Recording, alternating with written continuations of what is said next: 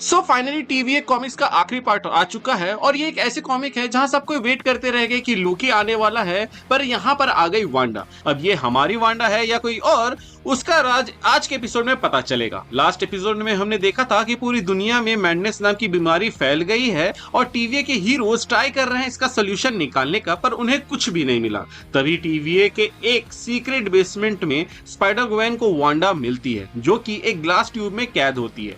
वो उसके पास जाती है ताकि वांडा को छुड़ा सके कि तभी पीछे खड़ा होता है नाइटमेयर। नाइटमेयर बोलता है, ओह ग्वेन, मुझे तो थैंक यू बोलना चाहिए।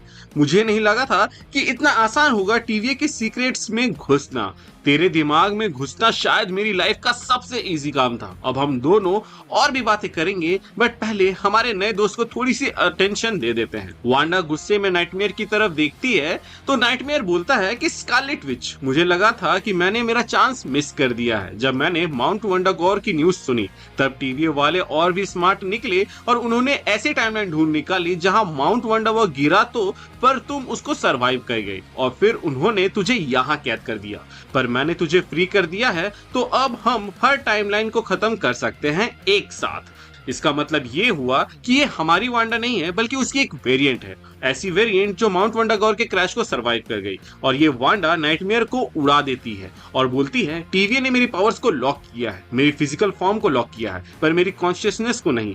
मैंने सब कुछ देखा, मैं सब कुछ जानती हूँ, पर मैं कुछ नहीं कर सकती क्योंकि मैं उतनी पावरफुल नहीं थी। तभी नाइटमेयर वहां आके ब्लास्ट करता है और वांडा खुद को प्रोटेक्ट करती है, पर ग्वेन वहां से दूर हो जाती है। इंग्रिड वहां आ जाती है आवाज सुनकर और वो ग्वेन को बचाकर बेसमेंट का दरवाजा लॉक कर देती है। बाकी टीवीए वाले भी वहां आ जाते हैं और ग्वेन यहाँ पर माफी मांगते हुए मोबियस को बताती है कि यहाँ लोकी नहीं बल्कि नाइटमेयर है। और ये बस नाइटमेयर नहीं था बल्कि टीवीए में उस बेसमेंट के अंदर कई पावरफुल लोगों को कैद करके रखा हुआ है, वो लोग जिन्हें डेड होना चाहिए था। तभी वो भी उन्हें बताता है कि नाइटमेयर की पावर्स बढ़ रही है, ड्रीम डायमेंशंस इस पूरी जगह में फैल रहा है और अगर उन्होंने नाइटमेयर को नहीं रोका तो पूरे टीवीए में उसका कंट्रोल होगा। मोबियस सर सेकेंड्स को बुलाता है और फिर सिक्योरिटी पर ध्यान देने के लिए बोलता है, बट उनकी आंखों के सामने सर सेकेंड्स और सिक्योरिटी शटडाउन हो जाते हैं। तभी वो भी बोलता है कि बेसमेंट से केओस एनर्जी भी बाहर निकल रही है और तब ग्वेन सबको बताती है कि उसने वांडा मैक्सिमॉफ को फ्री कर दिया है।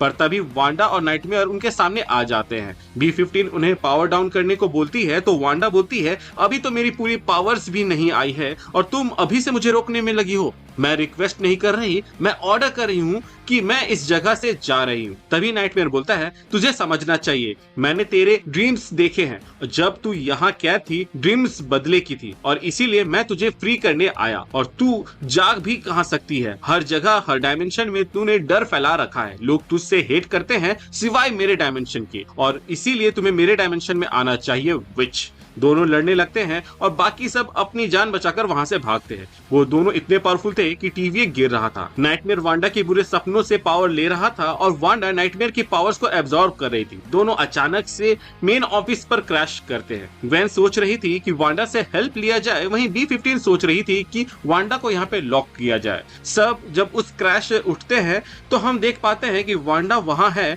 पर नाइटमेयर नहीं। पर वहां खड़ी होती है इंग्रिड, जो देखते ही देखते नाइटमेयर की डॉटर ड्रीम क्वीन में बदल जाती है। उधर ग्वेन वांडा तक पहुंचती है और वांडा बोलती है कि पूरी लाइफ लोगों ने उसे डेंजरस बोला है। उसके ब्रदर की डेथ के बाद वो एवेंजर्स बनी और वो लोगों को गलत साबित करने में लग गई, पर यहाँ भी सक्सेसफुल नहीं हो पाई। और जब वो यहाँ कैद थी तो उसने देखा कि डॉक्टर स्ट्रेंज को पूरी दुनिया की मेमोरीज वाइप करते हुए ताकि एक टीनेजर कॉलेज में, इसीलिए अब बहुत हो गया, मैं किसी के हीरो नहीं बनूंगी और ना ही किसी के लिए विलन। मैं उस बॉक्स में वापस नहीं जाने वाली और मैं अपनी लाइफ अपनी मर्जी से जीऊंगी। उधर नाइटमेयर खुश था अपनी बेटी को देखकर कि वो उसकी हेल्प करेगी, बट वो उसे ब्लास्ट करते हुए बताती है कि वो उसका नहीं अपना प्लान फॉलो करेगी। वो बताती है कि उसने नाइटमेयर को लाखों बार फेल होते हुए देखा है क्योंकि उसके प्लान्स हमेशा बेकार होते हैं, पर वैसी गलती वो नहीं करेगी। वो यहाँ इंग्रिड बनकर सब पर नजर रख रही थी कि तभी नाइटमेयर यहाँ आ गया वांडा के लिए। क्या होता अगर नाइटमेयर की एनर्जी को ट्रेस करके वो भी इंग्रिड की सच्चाई जान लेता।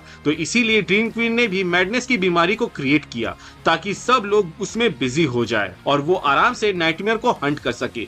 पर जब वो ग्वेन को कंट्रोल करने लगा तो इंग्रिड को प्लान चेंज करना पड़ा। ये नाइटमेयर नहीं बल्कि ड्रीम क्वीन थी जिसने मोबियस को स्टैब किया। उन दोनों की फाइट से फ्लोर टूट जाता है और नीचे गिरते हुए ड्रीम क्वीन फिर से खुद को इंग्रिड में चेंज कर लेती है ताकि नीचे मोबियस को उसकी सच्चाई न पता चले। नाइटमेयर फिर भी उस पर अटैक करने जाता है पर नीचे से एक ब्लैक कैट जो पिछले एपिसोड में भी हमें दिखी थी वो अपना मुंह खोलती है और उसके अंदर से टेंटिकल्स निकलते हैं जो नाइटमेयर्स को पकड़ लेते हैं। उधर ग्वेन वांडा को मारने की कोशिश करती है पर सिल्वी बीच में आ जाती है। वो वांडा के लिए फ्रीडम का दरवाजा खोल देती है कि फ्यूचर में देखा जाएगा जो होगा।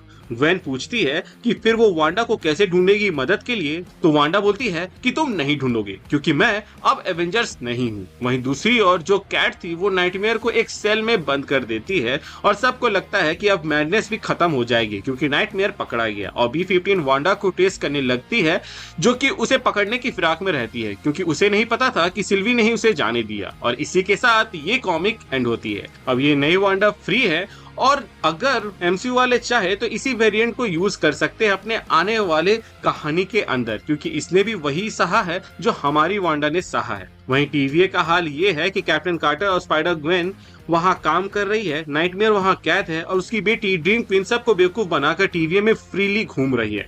तो अब क्योंकि ये कॉमिक लिमिटेड सीरीज थी तो इसका पार्ट 2 नहीं आने वाला। तो क्या हो अगर ये कहानी मार्वल के किसी लाइव एक्शन शो में कंटिन्यू किया जाए जैसे लुकी सीजन 3, वरना तो इस कॉमिक का कोई मतलब ही नहीं रहता। अगर मार्वल स्टूडियोज इस कहानी के फ्यूचर को एक्सप्लोर करता है तो ये MCU के मल्टीवर्स सागा के लिए गेम चेंजिंग ट्विस्ट हो सकता है। ये वांडा जिसे हम एक वेरिएंट कह रहे हैं वो उसको इग्नोर नहीं किया जा सकता और फिलहाल उसका दिमाग सटका हुआ है। वो किसका साइड जाएगी, किसकी टीम ज्वाइन करेगी ये हमें नहीं पता। उसने ये बात तो कह दिया कि वो एवेंजर्स को ज्वाइन नहीं करेगी, लेकिन क्या वो विलन्स के साइड जाएगी या फिर उसका इस्तेमाल डॉक्टर डूम करेगा आने वाली मूवी के अंदर, ये देखना दिलचस्प हो जाएगा। उसकी आजादी उसकी सबसे बड़ी ताकत है। सिल्वी ने उसे जाने दिया लेकिन उसके जाने के बाद TVA ने सब कुछ बदल गया। ड्रीम क्वीन का फ्री घूमना, नाइटमेयर का कैप्चर और TVA के अंदर जो नुकसान हुआ है ये सब हिंट कर रहा है आने वाले मल्टीवर्सल थ्रेट का जो कि है डॉक्टर डूम। लोकी सीजन 3 चाहे आए या ना आए लेकिन हमें वांडा तो जरूर दिखेगी और शायद तक इस चीज का हिंट हमें डेडपूल एंड वुल्वरीन में भी मिल गया था जहां पे हम माउंट वंडागोर का जो वांडा का स्कारलेट विच वाला मूर्ति है उसको देखे हुए थे। ये कहानी MCU के उस जोन को टच करती है जहां कैरेक्टर सिर्फ एक्शन के लिए नहीं पर एग्जिस्टेंस के पर्पस के लिए लड़ते हैं। वांडा अब एक फोर्स है, एक वाइल्ड कार्ड जिसे कभी भी वो लोग यूज कर सकते हैं आने वाले मूवीज के अंदर।